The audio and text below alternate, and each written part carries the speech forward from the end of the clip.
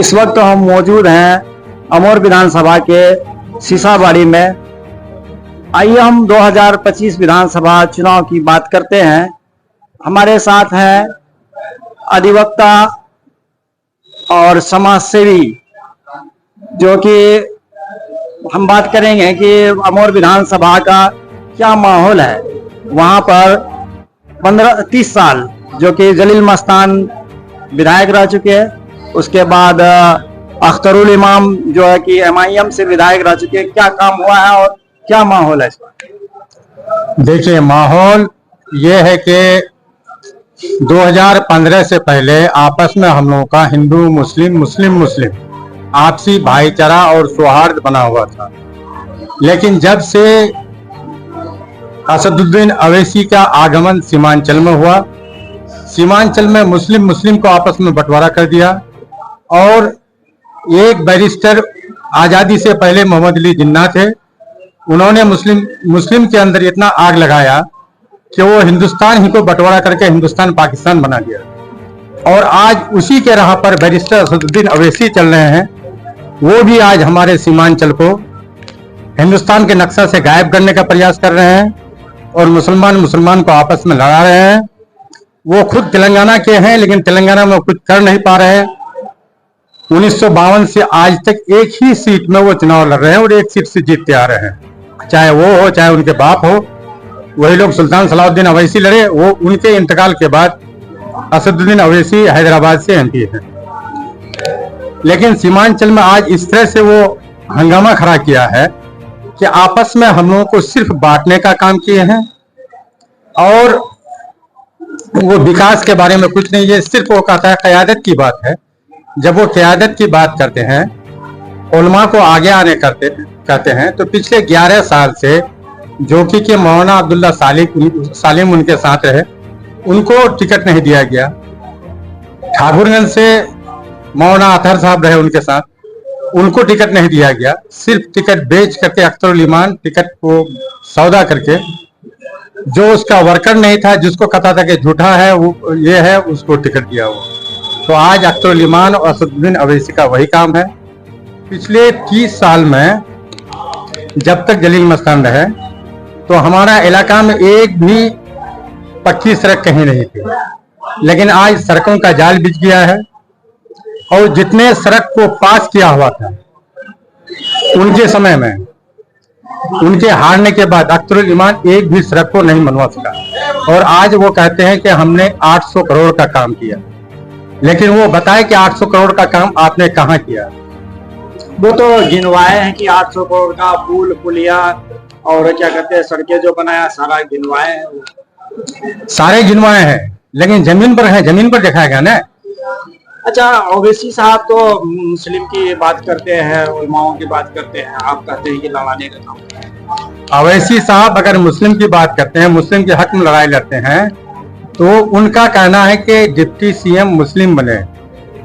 उनका कहना है, बिल्कुल सही बात है। 18% और 2% की बात उठा रहे हैं, तो यहाँ 18% और 2% की बात नहीं है। डिप्टी CM मल्ला नहीं बन रहा है, हिंदू बन रहा है। वो 82% है।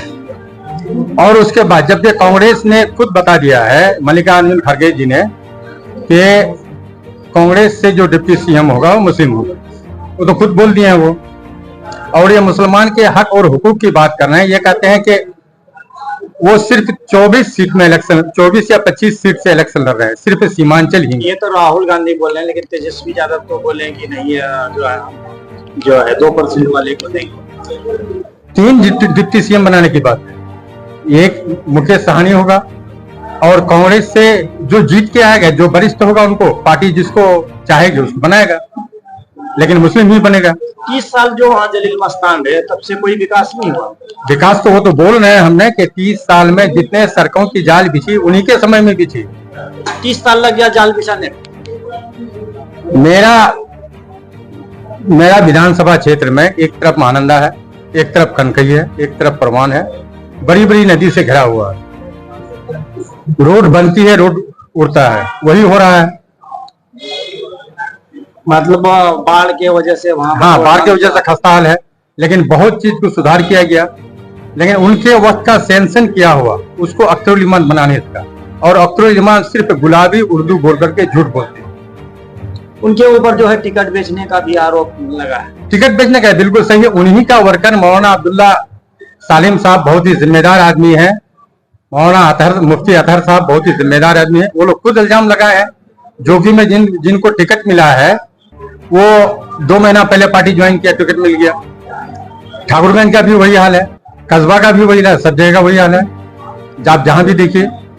क्या लगता है इस बार जो विधानसभा में जो चुनाव हो रहा है इसमें अख्तरुल इमान या जलील मस्तान इसके मतलब वहां पर? नहीं, हम तो यही कहेंगे कि किसी भी मुसलमान को, चाहे वो अमोर हो, चाहे किशनगंज हो, या कहीं भी हो, सेकुलर पार्टी को वोट देना चाहिए। किसी जाति विशेष के नाम पर जो वोट मांगता है उसको वोट बिल्कुल नहीं मिलना चाहिए। अगर उनको वो कहता है कि मुसलमान की हम रहनुमाई करेंगे तो पूरे बिहार से क्यों नहीं इलेक्शन लड़ रहा है? वो सिर्फ सीमांचल से इलेक्शन लड़ रहा है। अभी तो शुरुआत है उनका। शुरुआत कहाँ है? 2015 से घूम रहा है वो।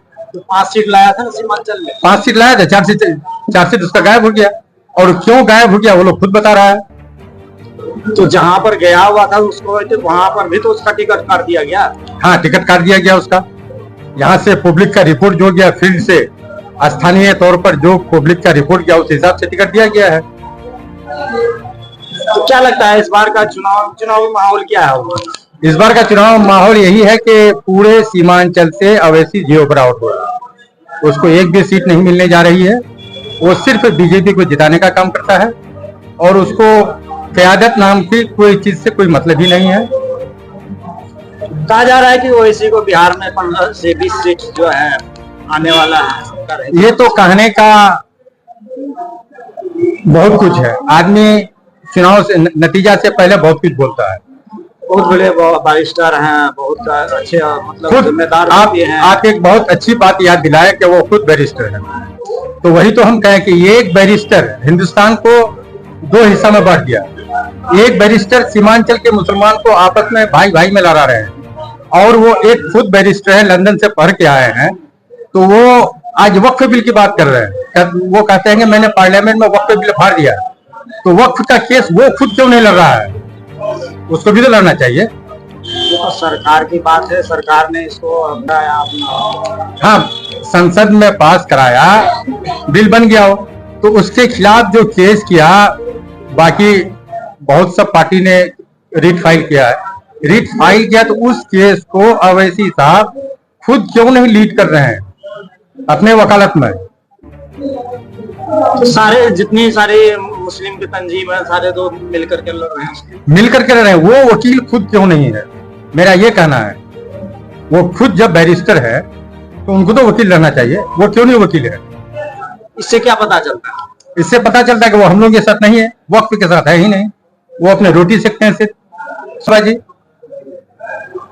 तो सीमांचल के मुसलमानों को किधर वोट करना चाहिए? सीमांचल के पूरे सीमांचल के मुसलमानों को खुसूसन अपील है मेरा कि वो जो सेकुलर पार्टी है, भाई भतीजावाद को छोड़ करके सेकुलर पार्टी को वोट दे और सेकुलर पार्टी की तरफ जाए। आप एक तरफ सेकुलर कहते हैं, एक तरफ जो है मुस्लिम जो रहनुमा पार्टी में कहीं हिस्सेदारी नहीं दे रहे, क्या रहे, क्या बात? हिस्सेदारी कैसे? हिस्सेदारी के बाद वहाँ अगर उनको हिस्सेदारी लेना था तो पूरे बिहार से इलेक्शन लड़ना था ना। पूरे बिहार से क्यों नहीं इलेक्शन लड़ा? गठबंधन में गए थे कि 6 सीट हमको चाहिए, हम जो है मंत्री नहीं बनेंगे, हमको कोई पद नहीं चाहिए, सिर्फ हमको 6 सीट चाहिए। 6 सीट चाहिए। अब यहाँ बहुत अहम बात है, ये आपके द्वारा ये सवाल उठाया गया, ये बहुत अहम बात है। 6 सीट का जो मामला है वो 6 सीट सिर्फ उनके जो सूबाई सदर है अख्तरुल इमान साहब, उनकी सीट बचाने के लिए वो 6 सीट मांगी कि 6 सीट अगर हमको मिल जाता है तो हम यहाँ से चुनाव लड़के अपने 6 सीट को बचा लेंगे। और अगर वो 18% है तो वो महागठबंधन से 18% सीट क्यों नहीं मांगा कि सिर्फ 6 सीट मांगा? उनके सवाल ही में जवाब है। 40 सीट होना चाहिए। 40 सीट होना चाहिए था, क्यों नहीं 40 सीट वो मांगा? पहले तो मांग किया था न, 6 ही सीट मांग किया था कि सीमांचल में 6 सीट चाहिए। 40 सीट मांग किया ही नहीं वो। क्या लगता है इस बार? सिवान में साहबुद्दीन साहब का बेटा का स्थिति बहुत वहां मजबूत था और मजबूत है। उसको तोड़ने के लिए वहां जाकर के कैंडिडेट खड़ा कर दिया, वो जो कि शहाबुद्दीन का खास आदमी था, खैर उसको जाके खड़ा कर दिया। तो जहां जहां मुसलमान को जीतने की अच्छी स्थिति है वहां वहां जाकर के अपना कैंडिडेट वो खड़ा किया। क्या लगता है इससे कि वो मतलब किसको जिताने का? वो अवैसी जो है, किसी भी सिक्का का दो पहलू होता है, एक तरफ मोदी है एक तरफ अवैसी है, वही एक सिक्का है। आप इसको कैसे मानते हैं कि वो लोग तो सीधे गए? उनका हालात बता रहा है, वो जहां जहां से इलेक्शन लड़ रहा है, जो उनका भाषण है बोलने का, वो तो हमेशा बीजेपी के खिलाफ बात करते हैं। अगर वो बीजेपी के खिलाफ बात करती है तो बीजेपी के खिलाफ बोलने वाले किसी हिंदुस्तान में किसी भी लीडर को जो ज्यादा बीजेपी के खिलाफ बोलता है उसको सीडी ईडी क्या क्या लग जाता है, उसको आईटी रेड हो जाता है। अवैसी के ऊपर आज तक सुने हैं क्या कुछ रेड हुआ आज तक? वो कहते हैं कि हम जो भी बोलते हैं संविधान के तहत बोलते हैं। कौन चीज संविधान के तहत बोलते हैं? आप संविधान के तहत बताइए ना, संविधान के तहत बोलते हैं तो अलीगल कोई बात नहीं बोलते हैं, वो जो भी बोलते हैं अपना संविधान। आप सिर्फ सीमांचल में क़यादत की बात बोलते हैं, क़यादत की बात बोलते हैं। पूरे सीमांचल का मुसलमान अगर एकजुट होकर के आपको वोट दे देता है, आप 24 सीट लेके आते हैं, 24 सीट तो लाने का कोई सवाल नहीं है, पूरे सीमांचल का मुसलमान आपको वोट दे देता है, तो क्या उससे आपका हुकूमत में कुछ बिगड़ सकता है या बन सकता है? आप क्या कर सकते हैं वहां जाकर के? आखिर तेजस्वी यादव क्यों नहीं इसको गठबंधन में लेते हैं, क्या कारण है? तेजस्वी यादव को गठबंधन में नहीं लेने का सिर्फ एक ही कारण है, वो भाजपा वाले की तरफ से था कि अवैसी उसको ऑफर करे ताकि मुसलमानों के बीच तेजस्वी को महागठबंधन को बदनाम किया जाए। सिर्फ यही मकसद था उसका कि मुसलमानों को हिस्सा नहीं दे रहा है, और दूसरा उसका कोई मकसद नहीं था। क्या ये नहीं हो सकता था कि गठबंधन में ले लेते तभी सारे बिहार के जितने भी मुसलमान है वो आरजेडी को सपोर्ट करते? बिहार में सारे मुसलमान अगर इसको गठबंधन में लेता तो कोई सवाल नहीं था कि बिहार के सारे मुसलमान उस तरफ जाते, और बिहार के जो अदर कास्ट मुसलमान छोड़ करके दूसरे कास्ट थे वो महागठबंधन की तरफ से भाग जाते, उसमें रहते ही नहीं वो। अभी बीजेपी के कुछ प्रवक्ता जो कह रहे हैं कि अगर यदि बीजेपी को वोट नहीं करेगा मुसलमान तो उसको बांग्लादेश देना पड़ेगा। देखिए, जिसके पास सारा डॉक्यूमेंट है, जो भारतीय है, सारा डॉक्यूमेंट है, तो वो भारत ही में रहेगा, ये कोई सवाल नहीं है। परेशानी होगी लेकिन कोई सवाल नहीं है कि उसको बांग्लादेश भेजें। ये डॉक्यूमेंट है जब ही तो वो जाएंगे वोट करने के लिए। हाँ तो फिर तो इसलिए अभी मुसलमान को सोच समझ करके वोट करने की जरूरत है, किसी के बहकावे में आने की जरूरत नहीं है। आपका क्या कहना है अभी, मतलब सीमांचल के जो आवाम है, वहाँ के जो वोटर है, उससे आप क्या कहना चाहिए?